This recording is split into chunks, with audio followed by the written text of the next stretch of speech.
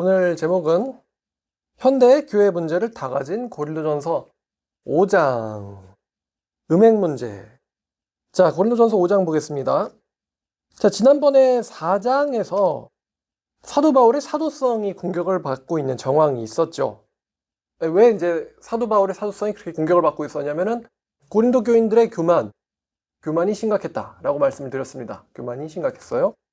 자, 그래서 다른 사람은 몰라도 내가 고린도 교회를 시작한 사람이니까 사도 바울이 고린도 교회에서 굉장히 중요한 설립자. 자, 5장은 이제 음행 문제인데 이것은 좀 현대 시대에는 좀 만나기 힘든 일입니다. 자, 너희 중에 심지어 음행이 있담을 들으니 그런 음행은 이방인 중에서도 없는 것이라.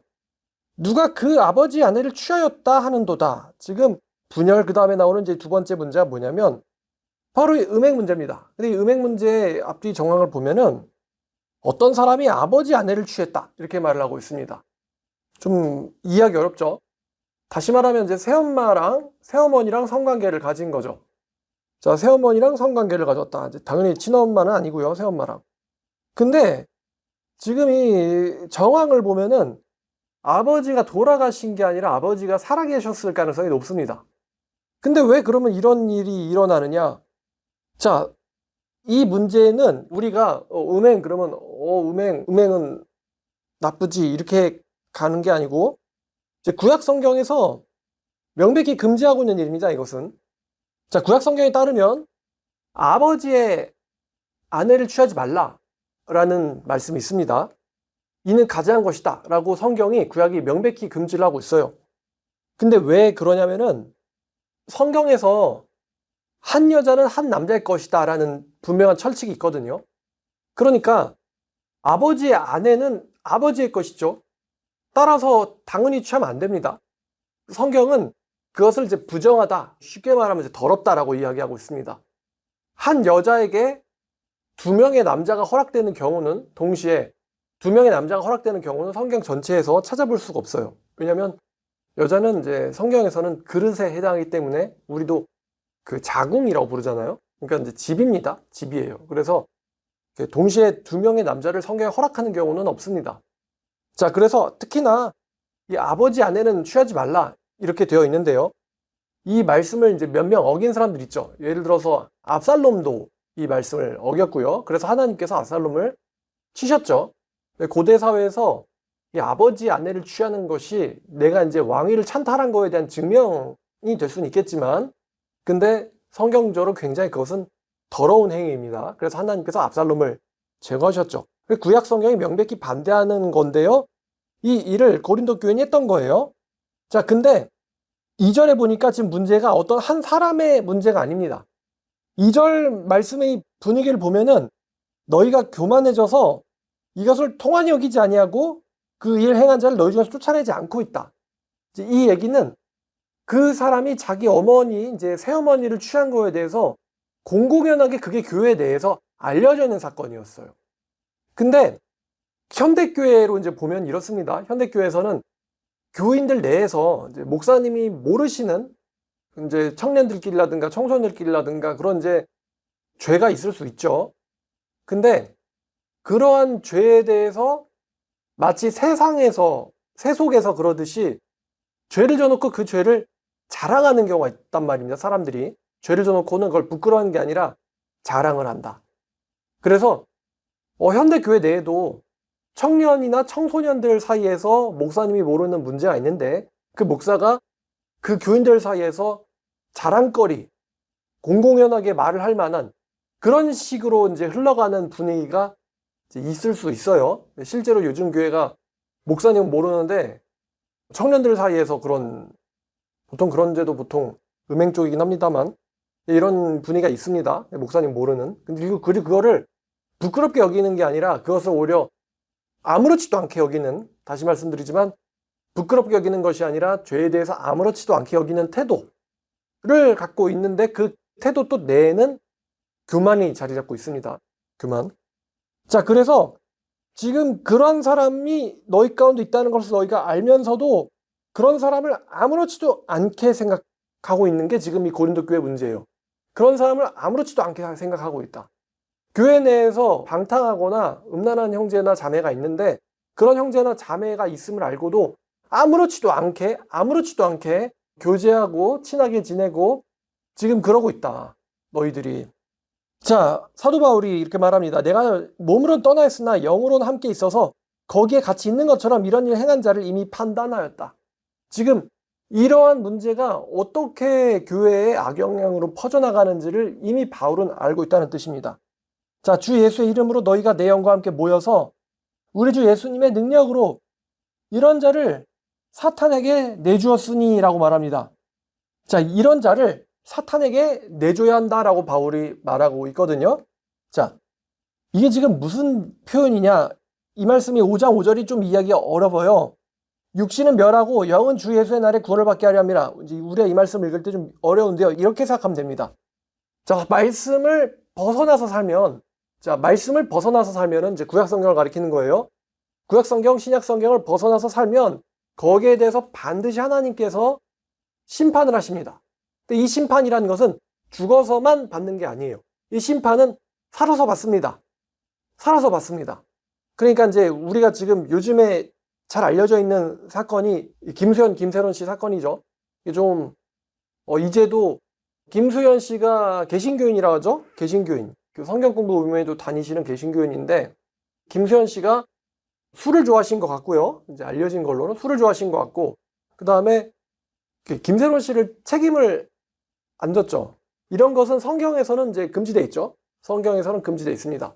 그래서 만약에 김수현 씨가 성경적인 인생을 살았더라면은 과연 그렇게 술을 하셨을까? 그리고 또 김세론 씨가 음주운전으로 사고를 치시고는 그것 때문에 인생이 굉장히 어려워지셔가지고 이제 명을 달리하셨는데 김수현 씨가 정말 김세론 씨를 좋은 길로 이렇게 이끌었다면 어땠을까라는 이제 아쉬움이 굉장히 있죠. 이미 돌아가신 분이긴 하지만 김세론 씨는.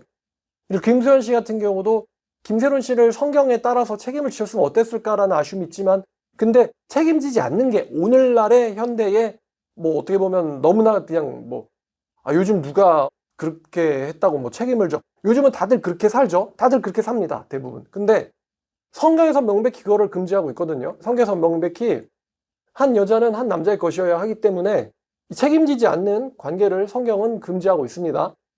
자, 근데 지금 이게 드러나가지고 김수현 씨 인생에 큰 문제가 됐단 말이에요. 자, 성경에서 벗어난 인생을 살면은 그 사람의 이제 위치에 걸맞게 유명인이면 유명인, 정치인이면 정치인, 연예인이면 연예인, 아니면 뭐 학생회장이면 학생회장, 또 자기 위치에 걸맞게 하나님께서 심판을 하신단 말입니다. 그러니까 죄를 저지르고도 벌이 없는 경우는 없어요. 죄를 저지르고도 벌이 없는 경우는 없습니다. 가끔 이제 솔로몬이 언급한 것처럼 하나님이 침묵하시는 것 같은 악인들이 있긴 하거든요. 근데 그거는 벌을 안 주시는 게 아니고 한 번에 몰아서 주시려고 하나님이 정말로 이제 여러분 생각해 보세요. 여러분이 만약에 하나님의 입장이 됐다고 반대로 생각해보고 하나님 입장에서 생각해보고 여러분이 만약에 누군가가 반드시 지옥 가야 되고 반드시 이 사람이 심판을 피하지 않아야 된다. 그러면은 그 사람에게 뭐를 안 해줘야 되냐면은 경고를 안 해주면 됩니다. 잘못된 길을 갈 때 경고를 안 해주면 그 사람을 심판받게 할 수가 있어요. 그러니까 하나님께서 경고를 사실 여러 채널을 통해서도 해주시는데 그 사람 정신을 못 차리잖아요. 그럼 하나님이 정말 무서운 건데 방관하신단 말입니다. 근데 하나님이 방관한다고 그게 좋은 게 아니에요. 하나님은 절대로 죄를 눈감는 분이 아니시기 때문에 자, 그러면 이런 죄를 저지르고 있는 사람이 교회 안에 있어요. 그리고 그게 명백히 구약 성경이 지적하고 있는 죄예요. 근데 그런 죄를 저지르고 있는 사람이 교회 내에서 공공연하게 자기가 어떤 사람임을 대놓고든 암시로든 드러내고 있고 주변 사람들도 그걸 아무렇지도 않게 생각하고 있어요. 교회 사람들도 아무렇지도 않게 생각하고 있어요. 바울이 뭐라고 말하냐? 이런 사람을 사탄에게 내줘야 한다 라고 얘기하는데 이게 내준다는 게 무슨 뜻이냐면은 쉽게 말하면은 출교를 말합니다. 출교. 사탄에게 내준다는 건 출교를 말해요. 교회 공동체 바깥으로 쫓아내는 거예요. 우리 교회 나오지 마. 그러니까 그 당시에 이제 고린도 교회가 하나밖에 없으니까 고린도 교회, 우리 교회 안으로 들어오지 마. 나가. 출교시키는 거예요. 근데 이 출교시키는 게 사도 바울이 이 사람을 지옥 보내고 싶어서 출교시키는 게 아닙니다. 죄를 저지르고 있는 사람을 천국 간다는 교인들이 가만히 냅두면은 그 사람은 죄를 안 저지를 이유가 없어요. 멈춰야 될 이유가 없어요. 근데 천국 간다는 사람들이 그거를 명백히 반대하면, 어느 정도로 반대하냐면 우리 공동체에 더 이상 들어오지 마, 이 정도로 반대라는 거예요. 그래서 그 사람을 내보내면 그 사람이 당장은 지금 보니까 이 사람한테 야, 너 잘못했지, 회개해서 좀 회개할 수 있는 사람이 아니에요. 지금 말이 먹히지 않습니다. 공동체로부터 내쫓으면 이 사람이 처음에는 되게 화를 내겠죠. 아, 내가 막 교인이 되어줬는데 어떻게 나한테 이렇게 할 수가 있냐고, 막 크리스찬이라는 사람들 막 이러면서 이를 갈고 그럴 수가 있겠죠. 근데 사도 바울은 지금 뭐를 믿냐면은 경고하시고 살아있을 때 심판하시는 하나님을 믿는 거예요. 그 사람이 살아있을 때 심판하시는 하나님. 그래서 그 사람이 뭐 이게 어때서 이러면서 살다가, 심판은 불신자의 하나님이 하는 게 아니고 살아계신 하나님이 하시는 거죠. 이 사람이 세속의 영역에서도 살다가 하나님이 크게 심판을 한단 말입니다. 예를 들어서 뭐 술 먹고 술을 뭐 알코올을 굉장히 많이 섭취한다거나, 아니면 뭐 술 먹고 사고를 친다거나, 아니면 뭐 또 뭐 술 먹고 뭐 음란하게, 하여튼 그렇게 살면은 교회 아니더라도 분명히 문제가 터진단 말이죠. 이 사람이 죽을 정도의 문제를 겪고 나서 정신을 차리는 거예요.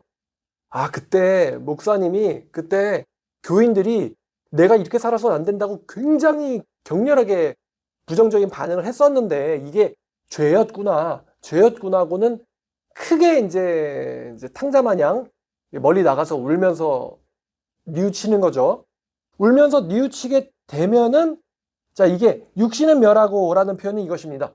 육신은 멸한다는 게 뭐 그 사람을 죽여야 한다 이런 말이 아니고요. 세속을 좋아하는 육신적인 사람, 육신에 속한, 세속을 좋아하는 육신적인 자기의 본질, 죄악된 본성을 멸하는 거예요. 하나님의 심판을 통해서 정신 차리게 만드는 거죠. 멸하고, 그 여기서 나오는 주 예수의 날은 예수님 재림의 날이 아니라 이 사람이 눈물 흘리면서 예수님께로 돌아오는 날입니다. 주 예수의 날은. 그래서 그런 사람을 교회에서 출교시키면은 세상에서 처음에 아무렇지도 않게 살다가 나중에 하나님의 심판받아서 크게 뉘우치고 잘못했다면서 울면서 회개하면서 올 때, 그 회개의 날에, 그때 이제 그 사람이 거듭나게 하게 하기 위해서 이런 자를 사탄에게 내줘야 한다, 이렇게 바울이 말하고 있는 거예요. 굉장히 좀 요즘에 이제 우리의 그 양육관이나 정서랑은 조금, 한국인들은 좀 정이 많아서 이렇게까지 못하거든요. 근데 사도 바울은요, 그런 사람을 계속 내쫓아라, 관계를 끊어야 한다. 그러니까 성도들아, 너희들은 그 사람이랑 관계를 끊어야 하고 그 사람 너희들의 내쫓아야만 한다. 그러면은 혹시 그 사람이 구원받을 수도 있다. 근데 만약에 불쌍하다고 같이 놀아주고 같이 밥 먹고 같이 어울리고, 그럼 그 사람은 이렇게 겉으로는 좋아할지 모르지만 사실은 영적으로는 회개할 수 있는 기회, 예수님을 만날 수 있는 기회를 놓치는 거죠. 바울은 이런 사람이 아직 예수님을 못 만난 사람이기 때문에 회개할 날이 와야 된다고 보고 있는 거예요. 자, 그래서 그런 사람을 내쫓아서 구원의 기회를 주어야 한다. 회개할 수 있도록. 가만히 있어서는 안 된다. 내쫓아야 된다. 이렇게 얘기하고 있습니다.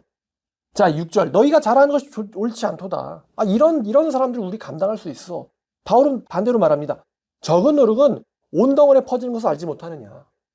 아니, 밀가루에 누룩이 생겼는데 어떻게, 아니, 나는 저 누룩으로부터 나를 지킬 수 있어, 그렇게 말하는 밀가루는, 그렇게 말하는 사람은 없죠. 이거는 완전히 떠가지고 버려야 된단 말이에요. 안 그러면 나머지 가루까지 다 퍼져버리니까. 그래서 이거는 절대로 냅두면 안 된다. 적은 누룩이 온 덩어리에 퍼지는 거 알지 못하느냐. 여기서 누룩은요, 나쁜 뜻이죠. 그래서 이제 죄악을 가리켜요. 그런 적은 죄들이 온 덩어리에 퍼지는 것을 알지 못하느냐. 그러니까 교회 내에서 있는 어떤 문제들이 있는데 그것을 목사님이 몰라요. 근데 형제들은 알고 있어요. 자매들은 알고 있어요. 그거를 공공연하게 냅두면은 그런 죄 저질러도 아무렇지도 않던데, 이런 게 다른 사람들한테 또 전염이 된단 말입니다. 전염이 돼요. 그러면 하나님께서 그 공동체 전체를 심판하실 수가 있겠죠. 자, 그래서 묵은 누룩은 내버려라. 너희는 누룩이 없는 자인데 새 덩어리가 되기 위해서 묵은 누룩은 내버려라. 그 우리의 죄 때문에 예수님이 희생하셨도다. 그래서 8절 이러므로 우리가 명절을 지키되 이제 이게요. 그 하나님의 교회 같은 사람들은 사도 바울이 유월절을 지켰다 이렇게 주장을 하거든요. 이 말씀 가지고. 근데 잘 보면은 우리가 명절을 지키되 묵은 누룩으로 하지 말고 여기서 지금 누룩이 앞에 있는 문맥을 보면은 교회 안에서 공공연하게 퍼져 있으면서도 쉬쉬하고 있는 죄를 말합니다. 네, 그럼 묵은 누룩이 죄를 가리켜요. 우리가 죄로도 말고 악하고 악에 찬 누룩도 말고 누룩이 없는 순전함과 진실함의 떡으로 명절을 지키자. 여기서 그러면 누룩이 없는 순전함과 진실한 떡으로 거짓이 없고 죄악되지 않은 마음으로 우리가 명절을 지켜야 된다. 그럼 여기서 누룩이 그리고 떡이 비유기 때문에 명절을 지키다라도 당연히 이제 비유거든요. 비유로 나와서 비유로 받는 거예요. 그럼 이것은 우리가 지금 사도 바울이 유월절, 무교절 같이 지키려면 누룩이 없는 떡을 먹어야 돼. 누룩이 없는 떡. 근데 누룩이 지금 뭐를 빗댄 거냐면 죄를 빗댄 거예요. 그러니까 야 너희들이 구약 성경을 보면은 무교절 지킬 때 누구를 안 먹는단 말이에요. 그런 것처럼 우리가 하나님께로 예배를 할 때 누룩을 빼버려야 된다 이거를. 누룩을 빼야 된다. 자, 그래서 이거는 유월절 지키자는 말이 아니라 하나님께 건강한 공동체가 돼서 나가자 이런 얘기를 하는 거예요. 너희 중에 누룩이 있는데 그 누룩 떼고 건강한 공동체가 되어서 하나님께 나가야 된다. 이런 얘기를 하는 겁니다. 자, 지금 사도 바울이 유월절을 지켜야 된다 이런 절기를 지키는 말을 하고 있는 게 아니에요. 앞뒤 문맥을 보면 9절. 자, 내가 너에게 쓴 편지에는 음행하는 자들을 사귀지 말라 했거니와. 지금 세속적인 사람, 지금 고린도 교인들이 나는 괜찮아 하면서 교회 내에 있는 그 문제 아닌 사람뿐만 아니라 세속적인 사람들도 자, 내가 너에게 음행하는 자들을 사귀지 말라라고 편지를 했었는데 지금 고린도 전서 이전에 편지가 나 있는데 그 편지가 남겨지지 않았다 그랬죠? 했었는데 그 말은 세속에서 음행하는 자들이나 탐욕하는 자들이나 속여 빼앗는 자들이나 우상 숭배하고 있는 자들을 도무지 사귀지 말라고 하는 것이 아니니 만약에 그렇게 한다고 하면 너희들은 지구 바깥으로 세상 바깥으로 나가야 된다. 왜냐하면 고린도 도시 자체가 굉장히 음탕하고 타락하고 교만한 도시거든요. 근데 그런 사람들이랑 아예 안 만나려면은 살 수가 없어요. 사도 바울은 사실 뭐 신앙촌을 만들자 이런 말하고 있는 사람은 아니기 때문에 그러니까 너희들이 세상 사람들과 교류해서는 안 된다. 그들과 사업을 해서는 안 된다. 그들과 거래를 해서는 안 된다. 그들의 것을 사서는 안 된다. 이런 말하고 있는 게 아닙니다. 너희들이 세상에서는 그런 사람들을 만날 수밖에 없다. 왜냐하면 너무나도 세상이 타락하고 더러워서 2000년 전이나 지금이나. 근데 11절 내가 너에게 뭐라고 썼냐면은 만약에 형제라고 일컫는 자, 이제 이 사람이 형제라고 일컫는 자가 이제 자칭이죠. 자칭, 형제라고 일컫는 자가 혹은 크리스찬으로 여겨지고 있는 자가 음행하는 자거나 탐욕을 부리는 자거나 우상숭배를 하는 자거나 모욕을 하는 자거나 술 취하는 자거나 속여 빼앗는 자거든, 사기꾼이거든. 그런 형제라는 자랑은 사귀지도 말고 같이 먹지도 말라는 거예요. 왜냐면 그 사람이랑 사귀고 같이 먹음으로써 그 사람의 죄가 본인 스스로가 이렇게 되는 거죠. 정당화하는 거예요. 정당화. 목사님이 나랑 같이 밥 먹었잖아. 목사님이 나랑 같이 교제했잖아. 우리 성도들 리더가 뭐 장로가 같이 있어서 교제를 했잖아. 그러니까 굳이 내가 이런 죄를 저질렀어요 라고 말은 하진 않지만 저 사람도 내 죄를 알고는 있는 것 같거든. 근데 나랑 같이 교제를 해? 괜찮다는 거구나. 이렇게 생각하는 거예요. 괜찮다는 거구나. 근데 사도 바울은 그래서 안 된다는 거예요. 왜냐하면 그러면은 그 사람이 구원받을 수 있는 기회를 너희가 뺏어버리는 거예요. 그리고 그 사람의 생활 방식이 뭐 쟤는 쟤고 나는 나고 난 나대로 살 거야. 이렇게 생각할지 모르겠지만 은연중에 그런 쟤도 살던데 이런 식으로 안이해지는 거예요. 교회 전체가. 그래서 자 12절 밖에 있는 사람이 누구냐면 이제 교회 밖에 세상 사람들.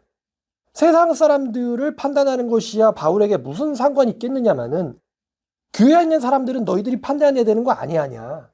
너희들이 판단해야 되는 거 아니냐 이거예요. 그러니까 바깥에 있는 사람들은 하나님이 심판하신다. 여러분 교회 바깥에도 하나님이 심판하십니다. 하나님 심판하세요. 하나님이 심판하십니다. 바깥 사람들도. 살아계신 하나님은 우리들만 심판하지 않으시고 바깥 사람들도 심판하십니다. 왜냐하면 그들도 불쌍히 여기시거든요. 하나님이. 그러니까 심판이 어떤 때 꼭 필요해요. 정신 차리게 하려면. 근데 바깥 사람들은 하나님이 심판하시지만 안에 있는 사람들은 너희들이 심판하라는 거예요. 너희들이 심판해라. 안에 있는 사람은 너희 중에서 내쫓아라. 그래야지 그 사람을 살릴 수도 있다 이거예요. 살릴 수도 있다. 무조건 살게 된다가 아니고 살릴 수도 있다. 그 실제로 이게 천국 가는데 정말로 심각한 문제가 되는 이제 죄가 있습니다. 근데 그 사람이 이제 전 지금 예를 들고 있는 거예요. 그거를 나쁘다고 생각하면서 어떡하죠 목사님? 하면서 자기가 그 죄를 되게 싫어하고 그 죄랑 싸우고 있어요. 그 죄랑 싸우고 있습니다.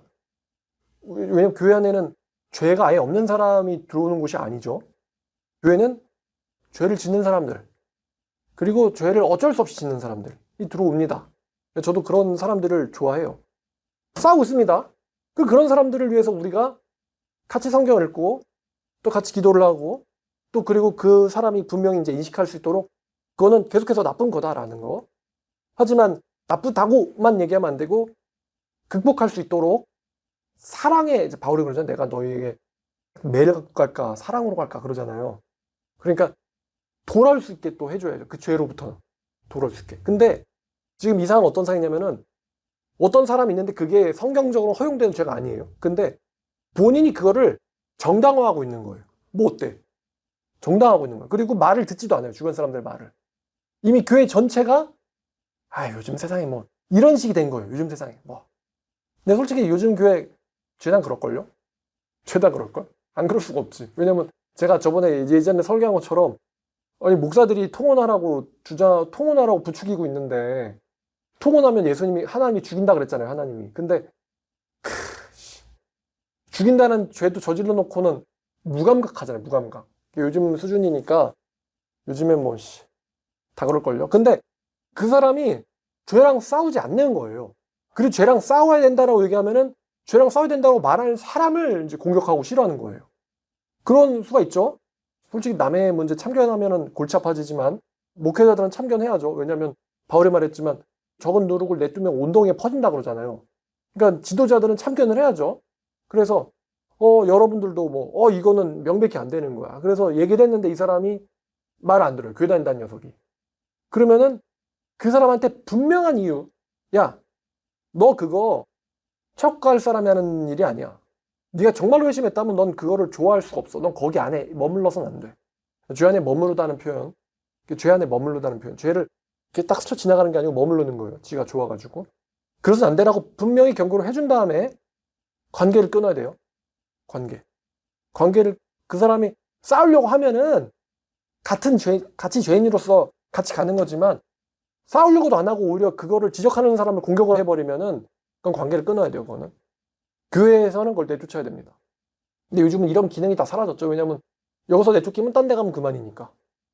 딴 데 가면 또 어서 옵시오라고 받아주잖아요. 어서 옵시오라고. 제가 실제로 내쫓다시피 한 적이 있거든요. 내쫓다시피 한 적이 있는데 지발로 나가더라고요. 근데 그 정도로 몰아붙이니까. 근데 제가 나가게 하고 나서 당연히 기분 좋지 않죠. 거의 뭐 일주일에도 몇 번씩 이게 뭐 최소한 한 번 이상은 생각이 나니까. 근데 이제 돌아올까? 이게 좀 이렇게 퀘스천이에요. 돌아올까? 돌아왔으면 좋겠는데 그냥 오면 안 돼요. 자기가 잘못했다라는 거를 하나님은 죄를 심판하실 하나님은 살아계시다.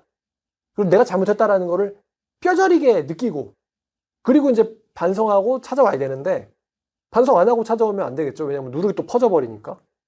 이제 뭐 어저께 좀 걷다가 이런 얘기도 했는데 영상 최근에 신천지 관련 영상 올렸잖아요. 그 흰말 탄자. 걔네들이 내가 속아가지고 다른 사람을 미혹해서 지옥 보낼 뻔했고 또 다른 사람들한테 거짓말했고 이거에 대해서 생각이 안 날 수가 없잖아요. 근데 생각이 날 때 그 사람들은 어떻게 하느냐? 내가 여태까지 비진리 쫓았으니까 이제부터 진리를 쫓아겠다라고 하지 않고 그냥 덮어놓고 쓱 가지 않습니까? 이것도 똑같은 죄라고 생각해요. 다른 사람을 지 혼자 새엄마랑 음행하는 거 이것도 진짜 말도 안 되고 엽기적인데 이거는 신천지 같은 경우는 지 혼자 지옥 가는 게 아니라 다른 사람을 지옥 가게 한 거잖아요. 그러니까 자기가 거기에 대해서 어떻게 해야 돼요? 내가 전한 사람한테 가서 그 사람이 이미 맹도가 됐다고 하더라도 사과와 함께 분명한 또 경고를 줘야겠죠? 그리고 내가 이제 기성교회를 되게 미워하고 비판했다 그러면은 기성교회를 위해서 뭔가를 내가 할 수 있는 게 없나? 그리고 이제 내가 또 하나님에 대해서 잘못한 게 있잖아요. 신천지는 신성모독이니까 예수님을 피조물이라고 하고 신성모독이니까 하나님과 예수님에 대해서 분명히 사과를 해야 되고 그럼 사과만 말로만 하는 게 아니라 예수님께서 나에게 하라고 하신 일과 가라고 하신 길을 가야겠죠? 그게 진정한 사과지. 그죠? 진정한 사과지. 내가 뭐 심지어 이 사람이 나 때문에 뭐 신천지 빠져가지고 목숨을 잃게 돼가지고 내가 더 이상 어떻게 복구할 수 없는 수준이 됐다고 하더라도 그래도 그땐 진짜 몰랐으니까 그거를 회개를 하고 와가지고 저한테 오든가 아니면 뭐 그래서 이제 댓글로라도 우리 교회 다니란 말이 아니라 제가 그때 잘 모르고 막 뱀이라고 욕하면서 대적했었습니다. 기성교회를 바벨론이라고 썼습니다. 왜냐면 기성교회는 예수님의 아내예요. 예수님의 아내. 예수님의 와이프, 예수님의 처녀란 말입니다. 근데 그걸 갖다가 음녀라고 그러고 바벨론이라고 욕을 해버렸잖아요. 예수님이 여러분 같으면 자기의 소중한 아내가 있는데 걔를 갖다가 누가 막 창녀 이러면은 가만히 있겠어요, 남편이? 남편이 야, 네 아내 창녀라며? 이러면은 가만히 있겠어요? 안 있지. 마찬가지 아니겠습니까? 근데 걔네들이 다 기성교회 바벨론이라고 그러잖아요. 바벨론 음녀라고. 그러면은 뭔가 이렇게 내가 하나님에 대해서, 예수님에 대해서, 교회에 대해서, 또 내 아빠, 엄마에 대해서, 내 친구들에 대해서 또 뭔가 이렇게 할 게 있겠죠? 그리고는 교회로 와야 되는데 그냥 온단 말이었어요. 이런 문제, 이런 문제.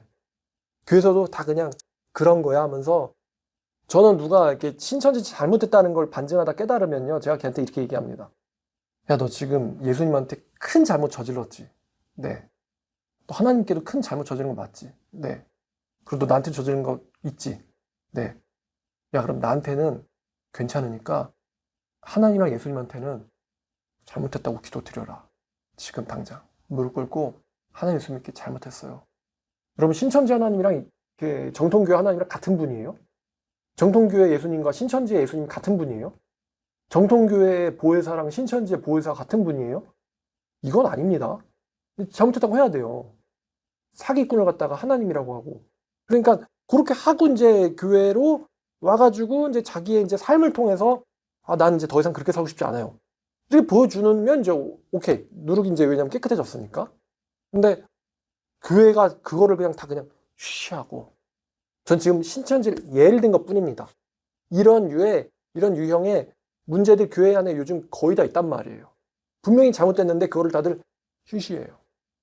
뭐 술, 담배 뭐 다 하는 거지 뭐. 사실 목사님만 모르지 지들끼리 모여서 막 이거 하고 있고 지들끼리 모여서 막 같이 놀러 다니고 그러면 이제 교회가 다음 세대가 희망이 없죠. 자, 그러지 말라는 것입니다. 왜냐하면 하나님이 살아계시니까. 그 사람들을 구원하기 위해서는 분명한 어조로 얘기를 한 다음에 심지어 쫓아낼 정도로 좀 마음이 아프지만 근데 만약에 여러분의 자녀가 그렇다면 어떠시겠어요? 문제는 이거죠. 뭐 친구야 뭐 지인 끊는데 친구 가슴 아프지만 친구도 버릴 수는 있죠. 근데 자녀가 그러면 근데 바울의 원리 원칙에 따르면은 자녀한테도 그렇게 해야 되지 않을까요? 성경에 따르면 그런 삶은 도저히 용납되지 않는다. 사도 바울이 말하기에 이방인도 그러니까 세속적인 인간들 지옥 가는 애들도 안 하는 거 그거는 지옥 가는 애들도 나쁘다고 하는 거야. 근데 그렇게 분명하게 얘기해 준 다음에 애한테는 어떻게 해야 되나? 애를 그렇게 끊어낼 수 있으면은 참으로 이렇게 어떻게 보면 대단한 부모라고 저는 생각은 하는데 쉽지 않죠. 근데 결과적으로 그 아이는 회개할 기회를 잃어버립니다. 회개할 기회를. 자기가 뭘 이렇게 잘못했다고. 잘못을 모르니까.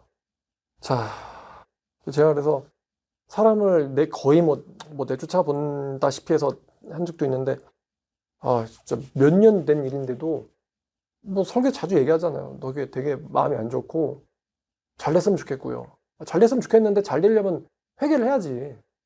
그냥 죄를 덮어놓고 아웅하면 어떻게 잘 되겠어요. 하나님이 살아계셔서 시퍼렇게 쳐다보고 계시는데. 자, 고린도 교회가 이런 문제가 있었다는 것입니다. 우리 가운데서도 그렇지 않을까 좀 반성을 해봐야 되겠어요. 죄를 무서워합시다. 자, 기도하겠습니다. 하나님 감사합니다. 오늘도 말씀 주셔서 아버지의 말씀으로 같이 성도들과 교제하게 하여 주심에 감사합니다. 요즘 세상 교회가 너무 많아. 뭐 이게 뭐 어떠고 저게 뭐 어떠냐 그러면서 자기의 그 삶을 잘못된 삶을 통제할 만한 수단이 전혀 없는 그런 지경까지 왔는데 하나님 여전히 살아 계십니다. 주님, 우리가 정말로 무서운 죄를 멀리할 수 있도록 도와주시옵소서. 그리고 또한 죄와 싸우고 있는 형제 자매들 있습니다. 승리할 수 있도록 도와주시고 변화될 수 있도록 주님께서 도와주시옵소서.